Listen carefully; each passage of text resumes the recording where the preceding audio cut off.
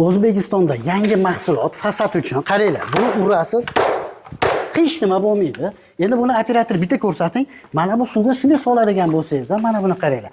Hech nima bo'lmayapti. Buni yuvib, bemalol karchilab ishlasangiz bo'ladi. Bu nima deganlarga orqasiga shunday klayni surkab turib, devorga bitta yopishtirsa, bu gibkiy kamin bo'lar ekan. Issiqqa, sovuqqa, hamma narsaga chidamlisidan bo'ladi.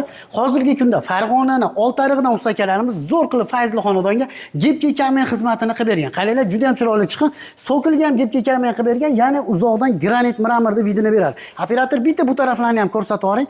Hozirgi kunda usta haqqi materiali ichida vodiy bo'ylab 90 mingdan qilib beryapti ekan, ya'ni tayyor tekis devorga. Devoringiz tekis yangi suvoq bo'lganmi, usta haqqisi, gibkiy kameni, laki, klayi, hattoki tagiga ketadigan gruntovkasi ham ichida 90 ming so'mdan. Agar devoringiz tayyor emas, kafenli klay tortiladigan bo'lsa, usta haqqiga, ya'ni kafenli klay tortganiga qo'shilib qolar ekan va kafenli klay xonadon egasidan bo'lar ekan.